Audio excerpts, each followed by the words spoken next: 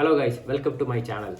நம்ம வேண்டான்னு தூக்கி போட்ட இந்த மாதிரி பழைய மொபைலை வச்சு ஒரு அழகான குட்டி கார் செய்யலாம். அது எப்படி செய்யலாம் அப்படிங்கிறத இந்த வீடியோ ஃபுல்லாக பார்க்கலாம்.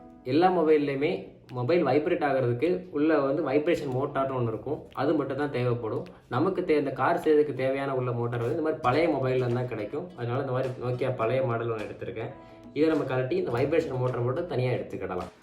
மொபைல் பின்னாடி பார்த்துட்டிங்கன்னா 4 ஸ்க்ரூ இருக்கும். அதை மட்டும் நான் ஆல்ரெடி கழட்டிட்டேன். இப்போ மொபைல் பேனலை ஓப்பன் பண்ணிங்கன்னா மொபைலோட பிசிபி இருக்கும்.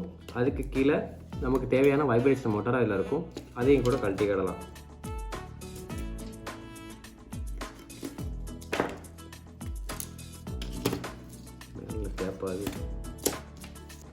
இந்த மோட்டார் மட்டும் தான் நமக்கு தேவை. நமக்கு தேவையான மோட்டார் அந்த மொபைலில் கழட்டி எடுத்தாச்சு. நம்ம கார் செய்யறதுக்கு இது மாதிரி 2 மோட்டார் தேவைப்படும். ஆல்ரெடி நான் ஒரு பழைய டேப்லேருந்து நான் ஒன்று எடுத்து வச்சுருக்கிறேன். இது இப்போ நம்ம கலெக்டின மோட்டார் இருந்து இதை வச்சு நம்ம ஒரு கார் செய்ய ஸ்டார்ட் பண்ணலாம்.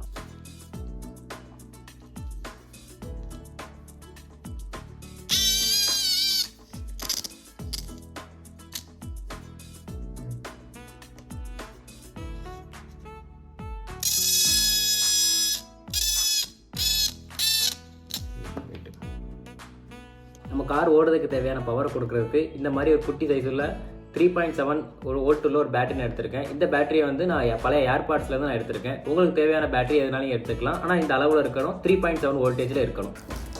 அடுத்ததாக ரீஃபில் உள்ள ஒரு பேனாவை எடுத்து நம்ம பேட்டரியோட அளவுக்கு தகுந்த மாதிரி அந்த ரீஃபிலை நான் கட் பண்ணி எடுத்திருக்கேன்.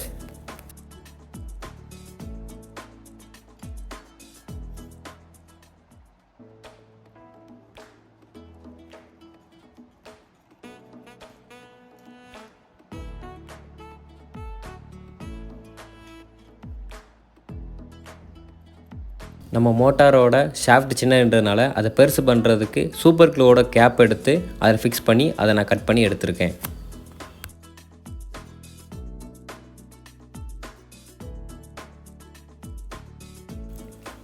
அடுத்ததாக ஒரு ஷேர் பட்டன் எடுத்து நம்ம ஆல்ரெடி செஞ்சு வச்சுருக்க மோட்டாரோட ஷாஃப்ட் உள்ளே போகிற மாதிரி அதை சால்ட்ரிங்கை வச்சு அந்த ஹோல்ஸை கொஞ்சம் பெருசு பண்ணியிருக்கேன்.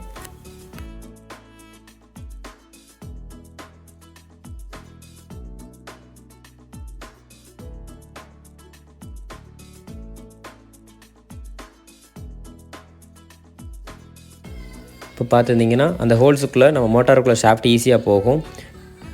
இது வெளியே வராமல் இருக்கிறதுக்காண்டி நான் சூப்பர் க்ளூ யூஸ் பண்ணி அதை கொஞ்சம் நான் ஸ்ட்ராங் பண்ணியிருக்கேன்.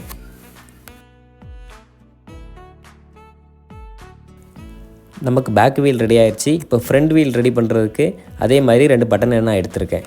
ஃப்ரண்ட் வீலை ஈஸியாக மாட்டுறதுக்காண்டி நான் சால்ட்ரிங்கை வச்சு கரெக்டாக சென்டரை பார்த்து நான் அதை ஹோல்ட் பண்ணிக்கிறேன்.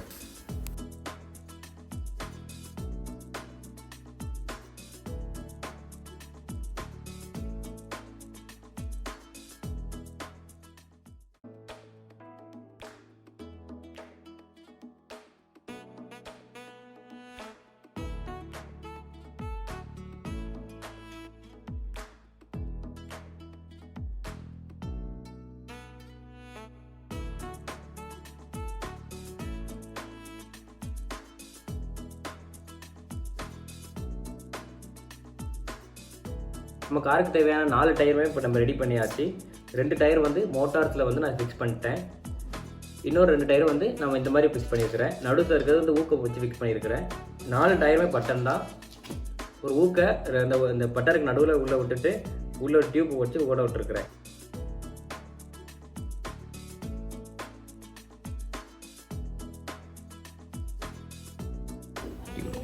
நம்ம செஞ்சு வச்சுருக்க ஃப்ரண்ட் அண்ட் பேக் வீல்ஸை பேட்டரியில் சூப்பர் க்ளூ வச்சு நான் ஃபிக்ஸ் பண்ணியிருக்கேன்.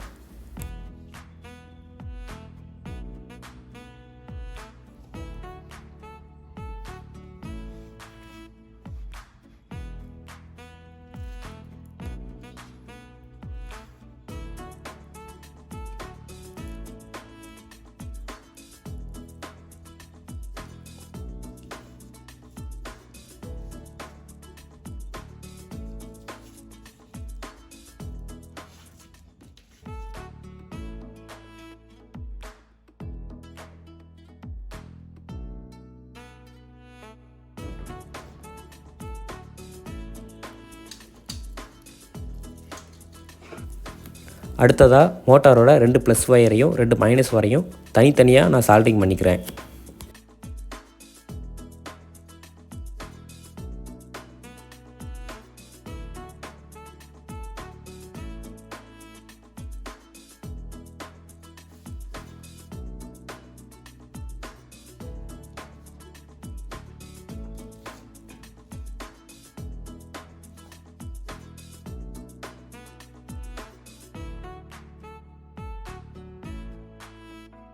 இந்த காரை ஆன் பண்ணி ஆஃப் பண்ணுறதுக்கு நான் மேலே ஒரு சுவிட்ச் வச்சுருக்கிறேன். பார்த்துட்டிங்கன்னா தெரியும் வீலோட பவர் எவ்வளோ பவர் இருக்குன்னு பாருங்கள். நல்ல ஸ்பீடாக எதிர்பார்த்ததை விட அதிகமாக ஸ்பீடாக சுற்றிக்கிட்டு இருக்கு. இதை நம்ம ரன் பண்ணி டெஸ்ட் பண்ணி பார்த்துடலாம்.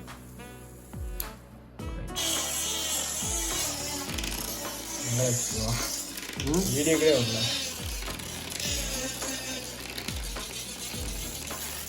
ஸோ அழகான ஒரு பம்பர் செஞ்சுருக்கோம். என்னடி இது? நம்ம கார் பார்த்திங்கன்னா ஓவர் வெயிட்லெஸ் காரணமாக அதை ஆன் பண்ண உடனே நேரத்தை சுற்றிக்கிட்டே இருந்துச்சு. அதுக்காக நான் அதுக்கு மேலே ஒரு மோட்டார் நான் ஃபிக்ஸ் பண்ணியிருக்கிறேன். இப்போ இதோட அவுட்புட் எப்படி இருக்குன்னு நம்ம செக் பண்ணி பார்த்துக்கலாம்.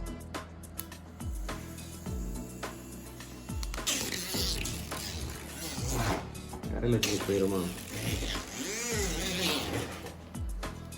தரையில் வச்சுட்டு போயிடுமா?